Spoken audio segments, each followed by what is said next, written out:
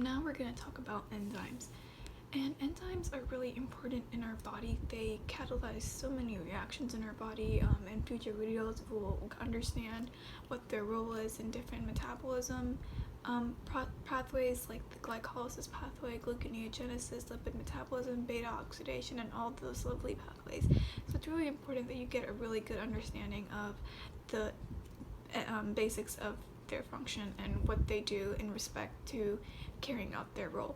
So the number one thing that they do is they lower the activation energy, and what I will do in future videos or even the next video is I will make a little diagram and explain better what an activation energy means, what the delta G is, what an exothermic versus an endothermic curve will look like.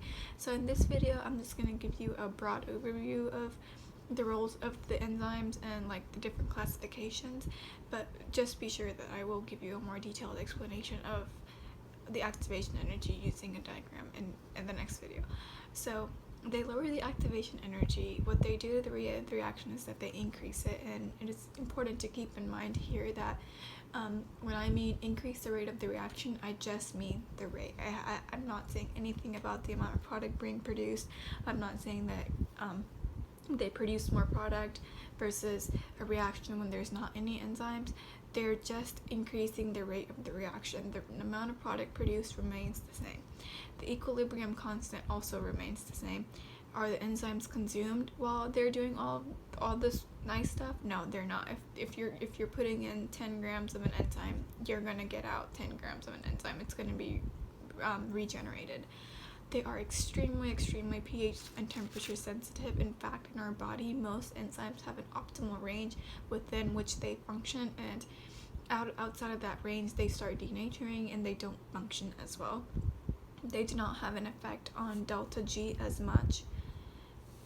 They don't do anything to the thermodynamic part of the equation. They just work on the kinetics. So just remember that on the MCAT, your classes, your homework, your assignments, a common trick question is, if you're adding an enzyme, are you changing the delta H or the delta G or the delta S?